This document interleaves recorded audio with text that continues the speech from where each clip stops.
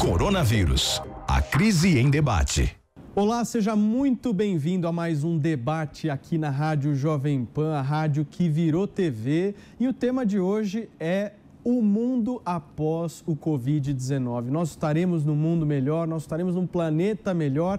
E para a gente debater esse tema, nós temos aqui a presença de 3 gigantes, entre eles a Monja Coen, uma das principais referências budistas no Brasil, jornalista de formação, fundadora da comunidade Zen Budista e autora de vários livros. Muito obrigado, Monja, pela sua presença. Luiz Felipe Pondé dispensa apresentações, filósofo e um dos grandes nomes do assunto aqui no Brasil, autor de vários livros. E o psicanalista e psiquiatra Jorge Forbes, um dos fundamentais criadores da Escola Brasileira de Psicanálise e é também autor de vários livros, incluindo alguns que ganhou como o Prêmio Jabuti. Que prazer ter vocês 3 aqui com a gente. Muito obrigado pela participação. Eu já quero emendar já a primeira pergunta. E aí, o mundo vai ser melhor depois do coronavírus ou não? Monja? Olha, o mundo tem transformação incessante. Então, nunca é o mesmo, sempre será alguma coisa diferente. A questão da tecnologia, que hoje nós estamos brigando um pouco com ela provavelmente vai acelerar o seu processo. Nós, humanos, vamos ficar melhores depois do coronavírus? Eu tenho as minhas dúvidas. Eu acredito que quando estamos em crises, nós somos pessoas muito boas e solidárias. Mas, muitas vezes, quando essa crise acaba, nós também esquecemos e temos uma memória muito curta e daí a pouco podemos estar repetindo os mesmos padrões que já fazíamos antes e que não eram tão benéficos. Existe a questão da utopia, o que eu gostaria que fosse, eu gostaria que nós saíssemos daqui melhor, mas sempre é um processo de crescimento e aprendizado. Alguns de nós vamos nos crescer um pouquinho mais, ter uma expansão de consciência a partir daquilo que é necessário e pode-se viver com menos, com mais simplicidade. Podemos apreciar o ar menos poluído, podemos apreciar os animais andando pelas ruas ou brincando nos mares, ouvir melhor os pássaros. Isso para alguns de nós é muito agradável e talvez queiramos manter dessa forma, mas é preciso que seja uma coisa coletiva. E enquanto estamos achando que não podemos perder coisas materiais, nós estamos perdendo talvez a possibilidade de um crescimento espiritual, filosófico ou existencial que seja mais significativo para a humanidade, não só para o indivíduo como separado, mas para o coletivo. Vamos mudar? É a minha pergunta. Será?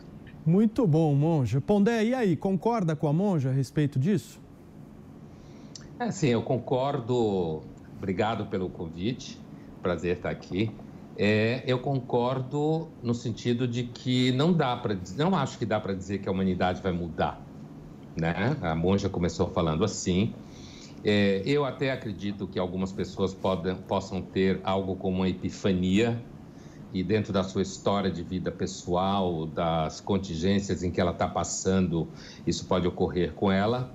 Eu acho que qualquer possibilidade de mudança individual na sua história, nesse momento e no pós-Covid-19, depende em alguma medida de certos elementos materiais, né? Por exemplo, todo o debate do fique em casa é muito diferente se você tem onde ficar e se você não tem onde ficar, são debates completamente distintos. Agora, a humanidade sempre avança, principalmente em termos técnicos, quando tem guerra, quando tem pestes, né? Se descobrem remédios, procedimentos técnicos. Então, por exemplo, maior uso de tecnologia remota, melhoria de tecnologia remota, né? Como a gente está fazendo aqui. Nesse sentido, acho que pode haver, de repente, uma maior acomodação a certas técnicas que já estavam aí, mas não se usavam de forma tão presente.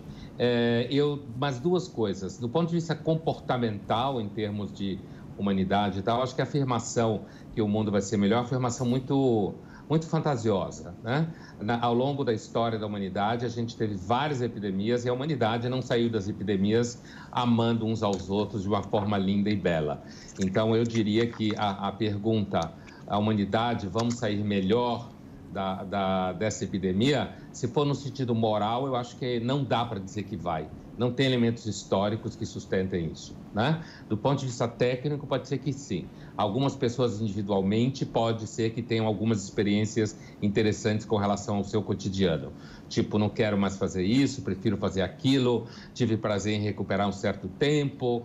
Agora, a última coisa que eu diria é o seguinte: há sim a possibilidade da gente sair dessa crise com um risco que é o crescimento de tecnologias de vigilância. Isso com certeza, né? Diante da ameaça das pessoas em geral, grande parte das pessoas aceitar métodos de controle de comportamento via tecnologias de vigilância para garantir saúde pública, e a gente já está nessa condição. Quando você tem textos aí que comparam países orientais com ocidentais, enquanto os orientais tiveram aparentemente sucesso maior no controle, os ocidentais têm mais dificuldade de manter as pessoas na linha. Eu acho que essa é uma questão muito mais importante, muito mais séria do que uma questão abstrata se a gente vai sair moralmente melhor dessa epidemia, porque eu acho que não vai sair. Vai sair como a gente é mesmo. Muito bem. Eu queria fazer uma pergunta agora para o Forbes. Forbes, do ponto de vista da psicologia, né, como é que fica esse isolamento social de uma pessoa que vive numa extrema pobreza, né? Qual que é a grande diferença, né? Porque a gente ouve muito o fique em casa, né? O fique em casa, como bem disse o Pondé, para uma pessoa que tem recursos para isso e até espaço físico para ficar em casa é uma coisa. E para a pessoa mais pobre, hein? Como é que isso afeta a mente dessa pessoa? Oi, bom, boa tarde, Paulo, boa tarde, Monja, boa tarde, Pondé, prazer em estar com vocês. Paulo, você mudou a pergunta, eu queria responder também a pergunta deles. Pode responder, fica à vontade. Como você é o único da medicina aqui, a gente faz questão de fazer essa pergunta. Tá, eu vou responder essa e a outra, tá? Tá bom, tá bom. Então, primeiro respondendo o que você me perguntou agora sobre o que acontece, pegando carona no final do que o Pondé estava dizendo, né, que é muito bonito dizer fica em casa quando você tem uma casa. Eu vejo a seguinte questão: quando você tem casas muito apertadas, casas em favelas, casas umas em cima da outra, casas de um cômodo só, você aumenta tudo aquilo que pessoas que estão em casas maiores também estão sentindo. Ou seja, você começa a ver uma tensão muito grande de você estar se chocando com outra pessoa durante o dia inteiro sem ter um momento de isolamento que é necessário a todos nós. Eu poderia dar vários exemplos disso, vou dar um só. Normalmente o que acontece quando as pessoas estão juntas, e principalmente se as famílias ficam juntas nesse momento, um quer ajudar o outro. Por exemplo, especialmente pais querem ajudar os filhos. Então a criança está irritada, o pai quer ajudar a criança, inventa uma brincadeira para a criança, daqui a 15 minutos a criança se irrita novamente, o pai inventa a segunda brincadeira e assim sucessivamente, terceira, quarta. Quando chega na quinta, o pai dá um esbregue desgraçado, a tensão ficou lá no alto, e aí depois ele fica culpado, volta, vai atrás da criança para saber se pode fazer alguma coisa. Enfim, esse mecanismo de irritação progressiva está ocorrendo em muitas casas nesse momento. Quando você tem um espaço menor, isso aumenta. As sucessivas frustrações também que as pessoas estão vivendo, as dificuldades de sair, a dificuldade da diversidade, deprime as pessoas. Deprime as pessoas, elas podem ficar com depressões ansiosas e começar a introjetar essa tristeza e ficar, inclusive, mais afeito a doenças, não só ao coronavírus, mas a qualquer outra doença, porque seus mecanismos imunológicos caem, como você também fica muito ruim da cabeça, você fica paranoico, você fica histérico, você fica obsessivo, cada pessoa reage com os seus sintomas de base.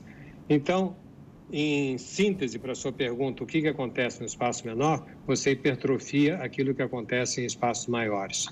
E as pessoas têm menos facilidade de sair dessa situação.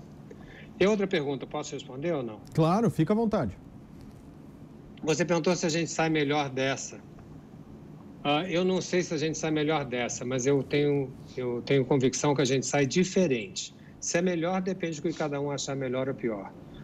Eu vou dizer que talvez eu ache melhor, porque eu acho que a grande diferença entre o mundo que a gente vivia e o mundo que a gente vai viver é o fato de que será um mundo mais criativo, um mundo menos padronizado, mais criativo, e quando o mundo é menos padronizado, exige que cada um invente uma solução. E como eu entendo que a criatividade é um dos elementos essenciais do humano, nesse sentido eu poderia dizer que é melhor. E a segunda ideia que eu queria dar sobre isso, rapidamente, é que eu não acho que a crise começou agora. Eu acho que a crise do coronavírus, sim, mas a crise da humanidade, eu a dataria mais no começo dos anos 90, com a criação da web e a horizontalização das relações sociais. Eu acho que nesse momento nós saímos de um mundo que eu chamaria de Terra 1 para um mundo chamado Terra 2, aonde a verticalidade que a gente estava acostumado a ter uma vida padronizada, disciplinada, rígida, progressiva, hierárquica, características do mundo anterior, passou a ter uma vida fluida, criativa, responsável, variável, flexível. São qualidades muito distintas de um mundo para o outro. Eu acho que nós não nos demos conta dessa mudança, que é uma mudança enorme, uma mudança, um verdadeiro tsunami na forma do laço social humano. Agora, e os políticos, sobretudo, não entenderam nada dessa passagem de Terra 1 para Terra 2, continuaram fazendo políticas locais quando o mundo já respondia globalmente. De repente vem um vírus que mostra que, queiramos ou não, nós vamos viver de uma maneira diferente em tudo aquilo que a gente está fazendo.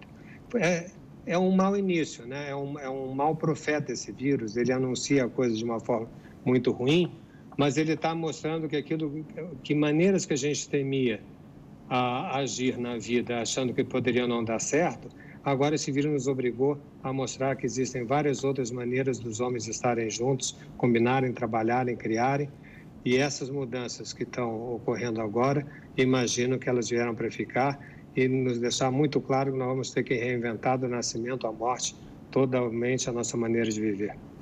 Perfeito. Olha, nós estamos aqui no debate do coronavírus aqui da Rádio Jovem Pan, a rádio que virou TV, com a Monja Cohen, Luiz Felipe Pondé e o Jorge Forbes.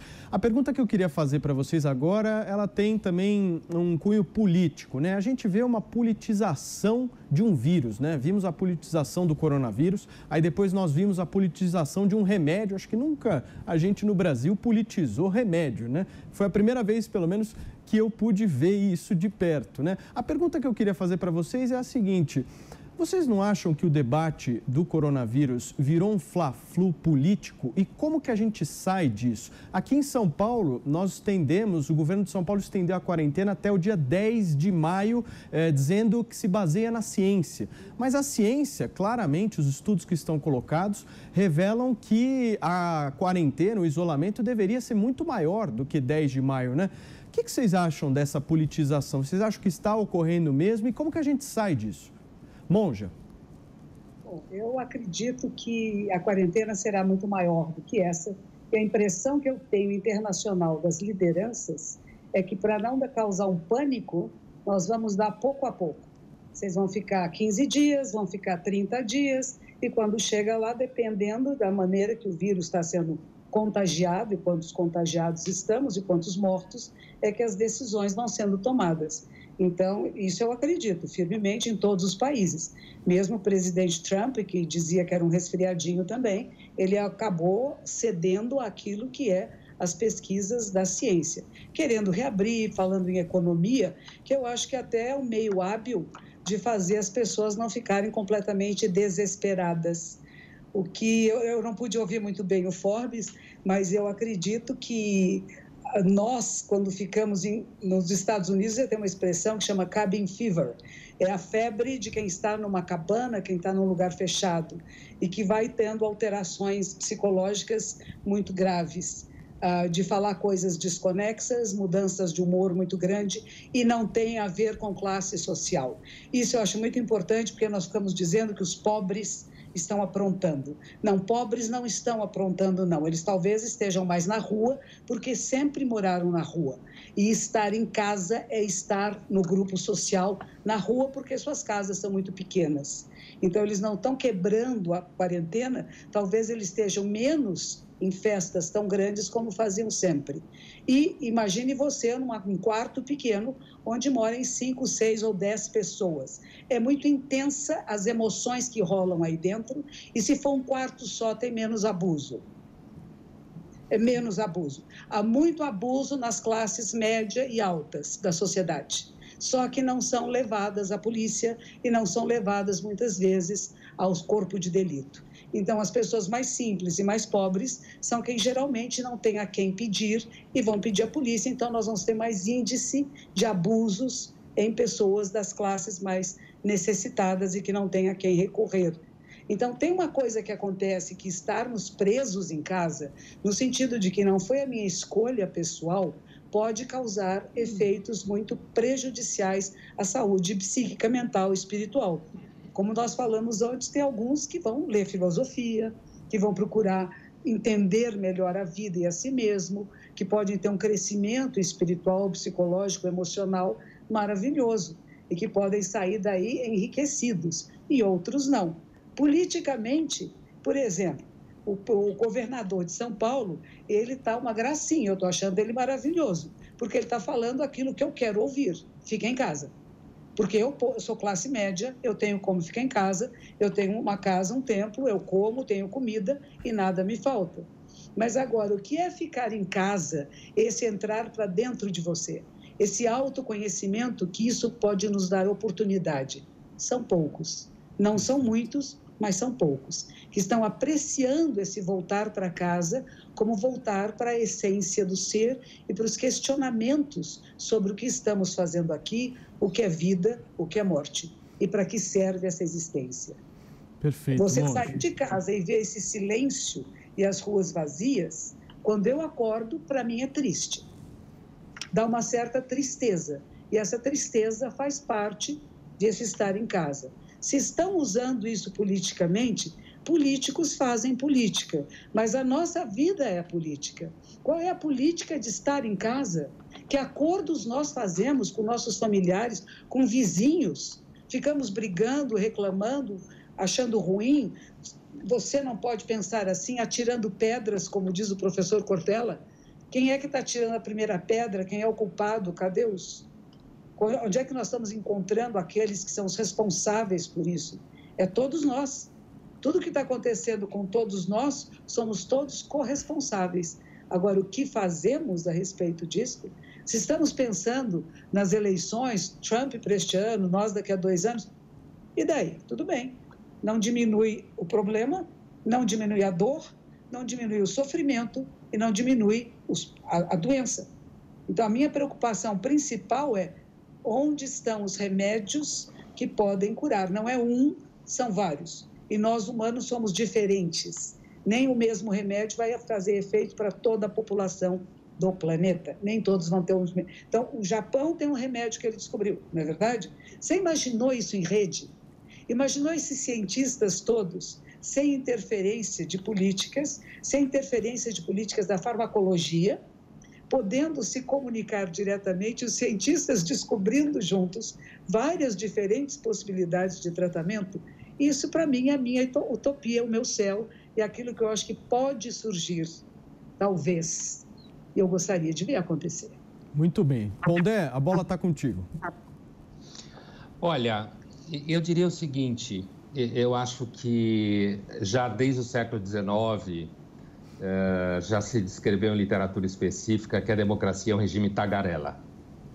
A democracia é um regime que fala o tempo inteiro. Tem milhares, como se fala, de narrativas, como se diz hoje. E isso, depois da entrada das redes sociais, como o Jorge falava, o que alguns chamam de sociedade em rede, né? Ou a produção horizontal de conhecimento e de informação, porque todo mundo é emissor e receptor, ou pelo menos quase todo mundo, ou grande parte, a sociedade ficou ainda mais tagarela. O resultado é que você tem múltiplas narrativas políticas e científicas. E aqui eu queria pontuar uma questão. É claro que a gente tem uma politização aqui no Brasil que chega a ser um tanto obscena por parte do presidente da República, diria delinquente, né, de certa forma, mas é muito difícil não haver politização de procedimentos no mundo, principalmente na democracia, que é um regime em que o poder está espalhado, de certa forma, pela população, no sentido da soberania. E eu acho que a ciência também é uma coisa que tem... fica claro, me parece. A ciência não é uma instituição pura. A ciência é um método, ela é um discurso encarnado em pessoas reais, que muitas vezes têm muitas vaidades, muitos interesses, assim como muitas virtudes de pesquisa, às vezes invisíveis, que não aparecem. E nesse momento do coronavírus, acaba se transformando num momento onde há a possibilidade de muita gente que não tinha espaço na mídia ter espaço para falar do que está fazendo em termos de pesquisa e de estudo. Então, se há múltiplas narrativas políticas e múltiplos interesses, eu não vejo muito bem como a democracia não ser assim. Acho que ela pode ser de pior qualidade ou de melhor qualidade, mas a politização acontece. O que não precisa acontecer, me parece, no plano ideal, é que essa politização seja grosseiramente polarizada. No caso aqui de São Paulo, me parece que o nosso governador, ele tem trabalhado bem, mas ele continua no âmbito político. Cada vez que numa coletiva ele se refere a, digamos, o seu braço científico, como seus auxiliares científicos diretos, os médicos e tal, e ele diz, essa pergunta é para a ciência, ele está fazendo uso da linguagem de tal modo que as pessoas entendam que ele está fazendo uma política científica. Não que a política dele seja científica, mas que ele está seguindo os passos da ciência. A gente sabe que a ciência é protocolar, metódica, né? Indutiva, e a vida não acontece na velocidade da ciência. Então, ainda que ele, sem dúvida nenhuma, está agindo de uma forma, do meu ponto de vista, muito melhor que o presidente da República, ele, como político, também está politizando a discussão, ainda que não de modo irresponsável. Então, o que eu quero dizer é o seguinte, a politização sempre acontece, principalmente na democracia. Ela pode ser de pior qualidade ou de melhor qualidade. Agora, a ciência, como eu estava dizendo, veja um exemplo, né?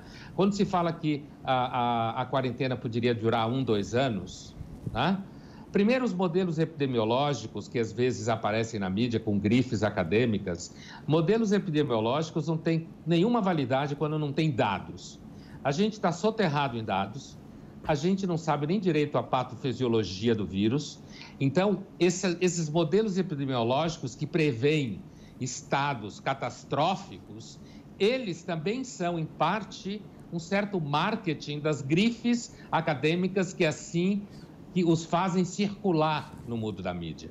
Então, eu diria, Paulo, não é só a política que, de certa forma, não digo contamina, porque eu não quero dizer que é necessariamente negativo, mas não só é a política que permeia a percepção da epidemia, mas também o ambiente da mídia e o ambiente do marketing. Também a permeia e, inclusive, a comunicação da ciência e dos cientistas também também é, de alguma forma, permeada por esse tipo de, digamos assim, de preocupação com a imagem e com o marketing. Muito bem, Pondé. Jorge, contigo. Vou ser sintético, eu concordo com muito do que já foi falado, então eu só sintetizaria no seguinte aspecto, que acho que é muito claro para todo mundo que está nos ouvindo. A ciência segue um método científico, mas a ciência não se justifica cientificamente.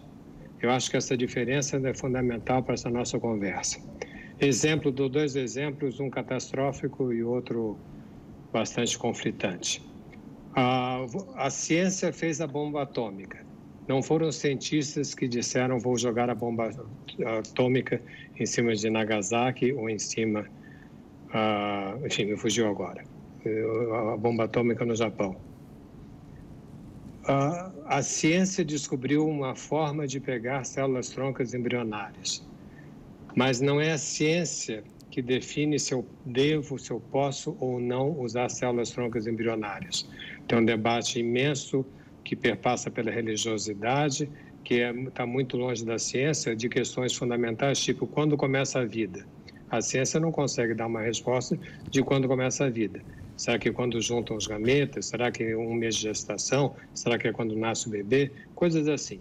Então, em resumo, a ciência segue método científico, mas ela não se justifica cientificamente. Então, nesse sentido, como falava Pondé, você fazer um discurso tipo, a ciência mandou eu fazer tal coisa, a ciência não mandou você fazer coisa nenhuma. Necessariamente, toda ação de um material científico é político. A discussão é, nós temos bons políticos e maus políticos. E no momento que a gente está vendo, são duas, 3 ou 4 caricaturas, posições antagônicas, bastante caricaturais e muito irresponsáveis, no sentido de dizer, eu entendo de tal maneira e eu estou escolhendo fazer isso. Eu estou escolhendo fazer isso por tal ou qual razão. Dizer que eu escolho fazer isso porque a ciência mandou, enfim, eu não acho sustentável, como acabei de dizer. Muito bem. Agora uma pergunta que é um tema muito polêmico que está rolando aí no debate público sobre a soltura de presos, né? Eu queria um pouquinho a visão de vocês aí em 3 prismas diferentes, a Monja no prisma espiritual, Pondé no prisma mais filosófico e o Jorge no prisma mais da psiquiatria. Isso é positivo, né? Nós tivemos no Brasil mais de 30 mil pessoas sendo liberadas nessa pandemia. Ontem mesmo, o líder do PCC foi solto, imediatamente já retirou o equipamento lá que o prendia e já fugiu, já desapareceu. Isso é positivo? Monja, Pondé e Jorge, vamos começar pelo Pondé agora. Pondé, positivo ou negativo? Olha, eu acho que a oposição positiva e negativa acaba sendo pobre em relação a essa questão, sabe? Eu entendo que aí entra fatores como liberar por quê, liberar quem, né? Liberar quem, o tipo de crime cometido, o tipo de pena recebida. Acho que deve ter aí uma variável técnica dentro do processo decisório que eu só posso concordar se eu reconhecer validade quem está fazendo esse processo. Acho que o Brasil sofre, não só o Brasil, mas aqui no nosso caso, a gente está sofrendo bastante com uma certa desconfiança com relação às instituições, né? Quando você tem desconfiança grave com relação às instituições, você normalmente sofre, eu quase diria, vou usar uma expressão filosófica dramática, mas eu vou usá-la no sentido mais light, de um certo niilismo latente com relação à fé pública. Mas, portanto, dependendo do crime, dependendo da pena, dependendo da situação, do histórico do preso, da justificativa para mantê-lo longe, para que não se transforme num espaço de enorme contaminação, até pode ser possível. Eu não entendo bem como é que um líder de uma organização supercriminosa pode entrar nessa lista. Então, isso pode me levar a uma certa suspeita do processo decisório que levou a esse tipo de decisão, né? A esse tipo de tomar decisão. Eu acho que há, no mundo, em geral, né, um certo enlouquecimento absoluto com relação ao coronavírus, tá? Não no sentido de que a epidemia não seja perigosa, mas no sentido de que, de repente, tem pessoas que acham que o mundo está à beira do abismo, que o mundo vai acabar, que todo mundo vai morrer. Como diria o Nietzsche, o sol não vai nascer amanhã, as águas do rio não vão mais correr para o mar, né? Então, acho que é uma certa histeria, no sentido não técnico da palavra, na psicanálise, no sentido do senso comum, há uma certa histeria que as redes sociais ajudam a exacerbar, o excesso de narrativas ajuda, e nesse pacote, às vezes até parece que você tem que começar a liberar todo mundo para diminuir a pressão dentro do sistema carcerário. Então, eu não digo que é positivo nem negativo, não, porque eu não quero fazer um julgamento, porque me parece que pode ser, em casos microscópicos, específicos e técnicos, talvez se justifique uma atitude como essa. No macro, seguramente me parece negativo e anti-institucional. Agora, em alguns casos, pode ser mais humano, ou pode ser mais justificado, ou pode ser epidemiologicamente justificado. Mas, de qualquer jeito, o mundo parece ter sido tomado. Pessoas que não querem sair embaixo da cama, não querem respirar na rua, têm medo de pôr o pé na rua, como se, de repente, você fosse cair fuzilado como no apocalipse zumbi. Eu acho isso tudo um pouco exagerado também. Perfeito. Jorge, do ponto de vista da saúde, você acha necessária essa liberação dos presos? É uma pergunta que a resposta já vem junto, né? Se nós entendemos que uma aglomeração numa padaria é arriscada, imagina a aglomeração numa célula de um presídio brasileiro, que normalmente tem 5, 6 vezes maior capacidade. Eu tenho 5, 6 vezes mais presos do que a capacidade de recebê-los. Agora, com isso eu não estou dizendo que deva ser solto ou que não deva ser solto. Eu concordo com o Pondé. Eu acho que no momento que você tem um mundo que não tem mais padrões fixos, você pode defender uma ideia e você pode defender outra ideia. Você pode dizer, eu sou a favor da soltura, porque, por exemplo, eu posso dizer, não existe pena de morte no Brasil, eu estou condenando um monte de pessoas à morte se deixar nas condições subhumanas dos nossos presídios frente a um vírus terrível como esse.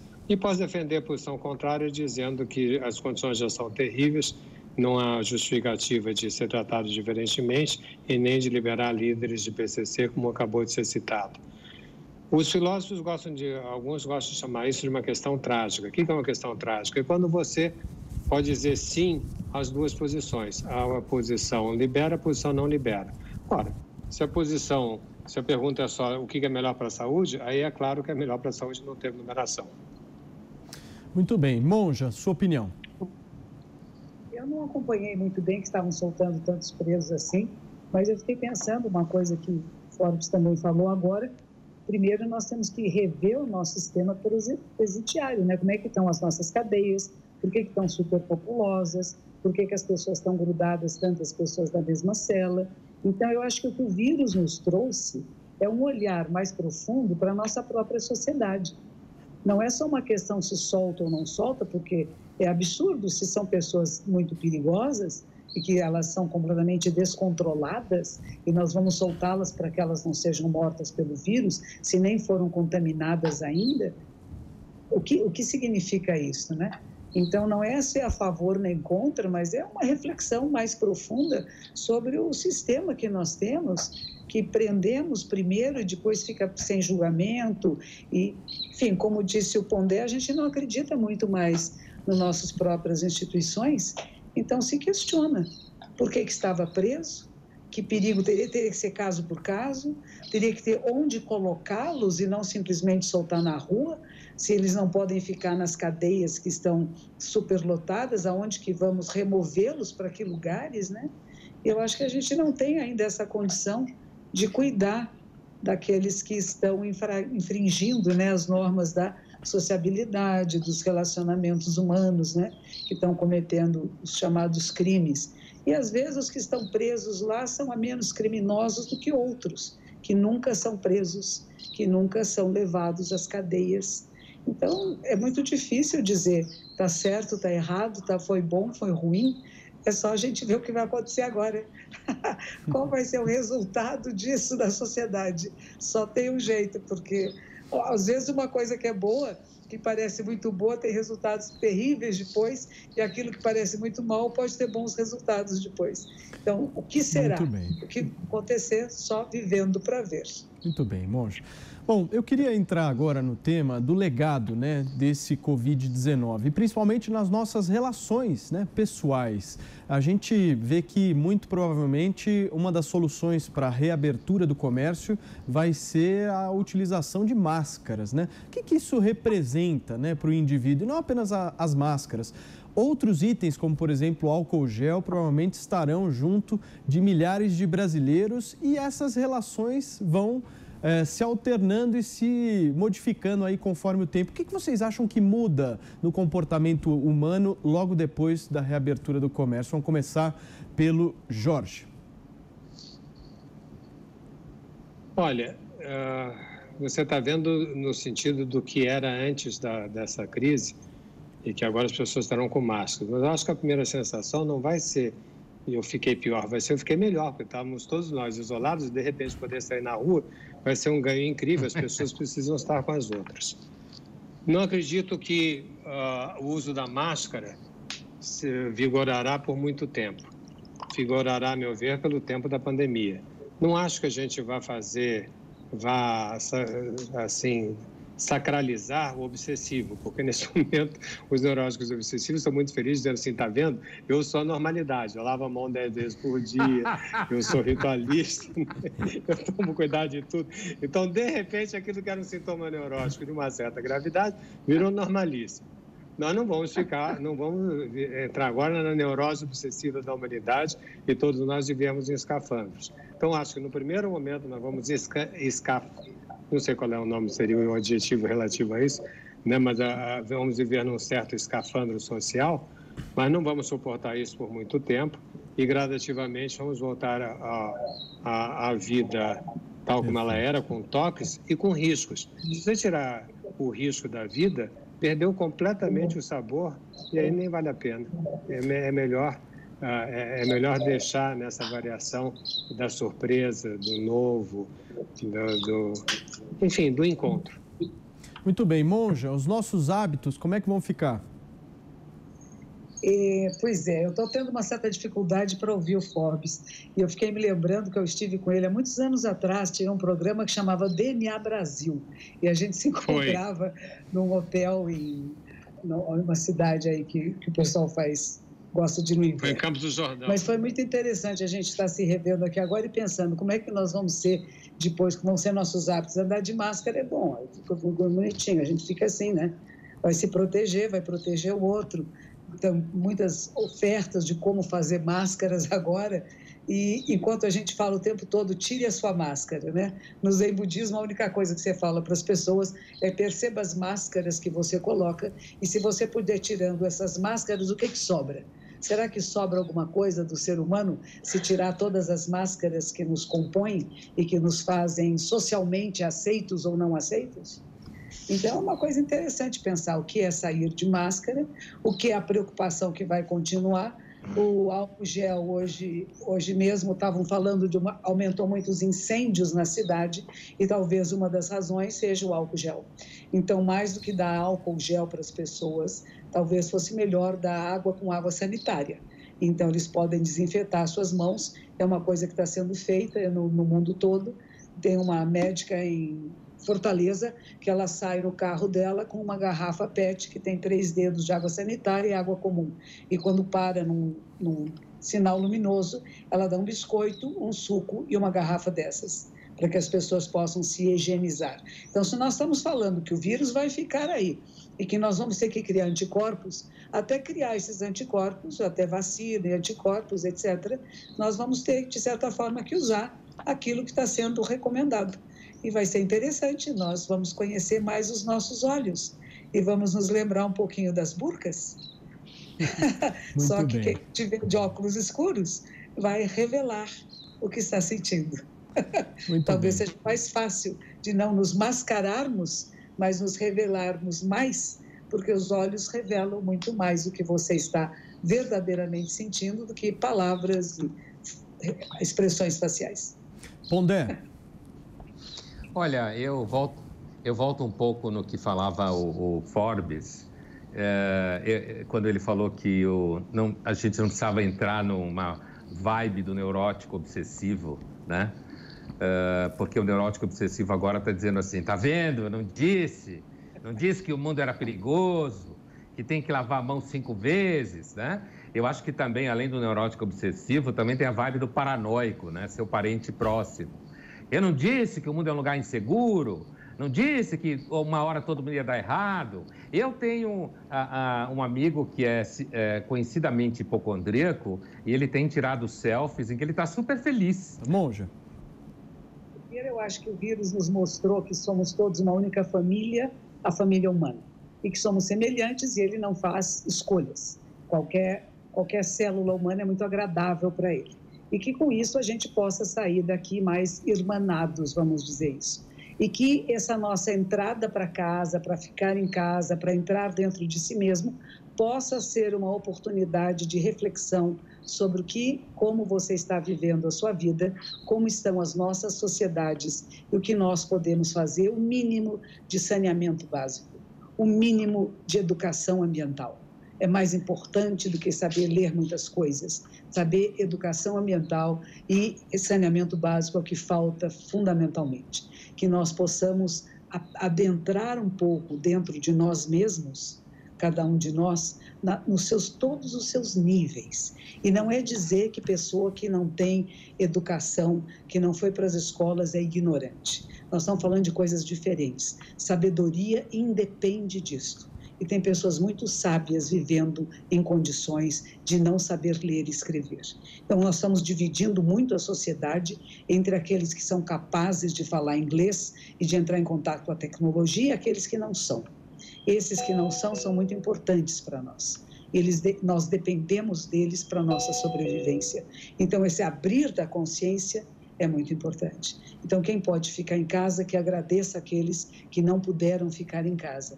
E conforme a gente for saindo, a gente vai sair para um lugar diferente, porque muitas lojas estão fechadas, tem menos trânsito na cidade. Então, não espere que seja como era antes, porque nunca, jamais, nada é como era antes. Nós somos a vida da Terra. A Terra gira em torno de si mesma, em torno do Sol. Ela não para de girar, ela não vai para trás e não diz antes era melhor, eu vou ser como era antes. Então, vamos esquecer o antes e vamos viver o que é agora. Este agora está preparando o que será. Mas não fique aqui pensando no dia que vai sair. Fique pensando no como você está vivendo agora e apreciando esses momentos da sua existência, que são breves e passageiros. Apreciar a vida, para mim, é o mais importante. E onde você está é o centro do universo, é a sua casa, para onde você está. Então, aprecie a sua vida. Vou passar para o Jorge para ele fazer aí esse recado final, Jorge, em relação a todo esse legado aprendizado nosso. Por favor. Paulo, então, obrigado pelo convite, obrigado pela conversa para a Monja e para o meu amigo Pondé. Eu falaria 3 pontos. Primeiro ponto, que eu acho que assim, a gente devia lembrar o tempo inteiro, a imprensa devia martelar. O fim da pandemia, o fim do isolamento não é o fim da pandemia. E quero repetir o mesmo, martelar. O fim do isolamento não é o fim da pandemia. É quase o contrário, é um risco de um retorno, de um rebote. Nós nem sabemos ainda se as pessoas que já foram infectadas, se poderão ter uma nova infecção ou não. Portanto, a situação ainda é de muita atenção. E nós já estamos cansados, nós já estamos... há uma sensação subjetiva de deu. Já fiquei bastante em casa, já me protegi bastante, agora vou liberar geral. Não é bom liberar geral, porque o fim do isolamento não é o fim da pandemia. Segundo aspecto dos 3 que eu falei, o Freud, em algum momento, disse que se você convocar os demônios dos infernos, não deixa eles irem embora sem conversar com eles. Então, nesse momento, está no momento bom da gente conversar com os demônios dos infernos, que esse coronavírus nos propiciou o contato. E terceira e última coisa, foi aquilo que eu falei antes, eu acho que esse coronavírus inaugura uma nova forma de laço social. Se a queda do Muro de Berlim, em 89, inaugurou uma mudança na política e na Guerra Fria, acredito que essa mudança que hoje nós estamos constatando é muito maior, porque ela muda no cerne a nossa forma de viver. O mundo daqui para frente será horizontal, a principal afeto da horizontalidade é a amizade ela é horizontal, e a amizade se dá pelo reconhecimento de que uma pessoa precisa da outra. Esse mundo está conectado, eu preciso, até para estabelecer minha identidade, de você. Eu recebo recados de mim por seu intermédio. A ideia e o erro monumental dos políticos de acharem que muralha da China ia impedir o coronavírus passar, ou muralha do México e outras muralhas que se levantam, elas não funcionam. Nós estamos rigorosamente conectados num mundo achatado, num mundo plano, num mundo horizontal, que exigirá de cada um de nós, uma invenção de modo de vida, e nós necessitaremos do outro para validar essa invenção nossa. Então, vejo que nós temos que tomar muito cuidado com esse laço social, muito cuidado com esse novo tipo de solidariedade, que eu não estou dizendo vou querer o bem para todo mundo, estou querendo dizer que eu preciso do outro, né? E tomar muito cuidado, porque essa amizade e solidariedade pode, se não der certo, se transforma numa convulsão social muito perigosa. Muito bem. Jorge, muito obrigado pela sua participação conosco aqui. Pondé, a sua finalização. Então, o que eu estava dizendo é que eu espero que o mundo que saia da quarentena gradualmente, ele não seja um mundo, além de obsessivo, paranoico, né? eu acho que paranoicos e obsessivos estão em alto gozo nesse momento, muito felizes com a situação que está acontecendo. Eu temo muito regime baseados em modelos científicos. Acho que são regimes que têm vocação a um certo totalitarismo. Encerrando assim, eu diria o seguinte: nós estamos sofrendo bastante porque nos últimos, grosso modo, 200 anos, nós temos uma civilização de autocontrole com sucesso. Maior longevidade, aviões, celulares, sistemas de comunicação. Então, a experiência do controle, que vem desde a filosofia do projeto da filosofia do Bacon, entre o século XVI e XVII, se instaurou de forma super bem sucedida em grande medida, né? Toda essa tecnologia, mesmo para falar mal da tecnologia, a gente usa a própria tecnologia. Então, no meio desse costume, desse hábito do controle, a epidemia global se transforma na encarnação da contingência, do acaso, daquilo que o Jorge falava da tragédia, aqui no outro aspecto, que é a encarnação do que é randômico, do que é contingencial, do que está fora do controle e, portanto, a gente está muito mal acostumado a isso nos últimos anos no mundo. Por último, eu terminaria agradecendo a participação. Foi ótimo encontrar vocês, o meu querido professor Jorge Forbes, de psicanálise, há anos atrás, né? E dizer o seguinte: tem um trecho do Dostoiévski, que é o autor que eu estudo há algum tempo, do Crime e Castigo, que ele fala mais ou menos assim: em algum momento no futuro surgirá uma peste mundial que sairá das entranhas da Ásia profunda e tomará conta do mundo. É claro que o Dostoiévski morreu com fama de ser profeta, né? Quando você lê uma frase como essa em Crime e Castigo, você diz: pô, meu, o cara era profeta mesmo?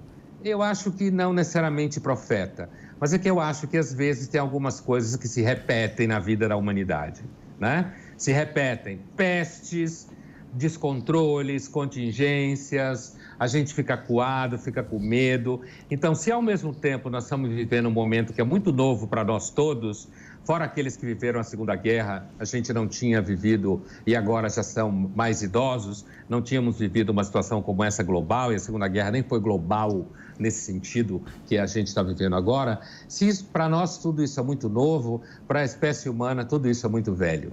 E se o Dostoiévski conseguiu, na segunda metade do século XIX, escrever uma frase como essa no livro, que quando a gente lê agora tem a impressão que ele é Nostradamus, é porque, como dizia o Nelson Rodrigues, o profeta é aquele que vê o óbvio. Então, eu agradeço, foi um prazer essa conversa e vamos adiante.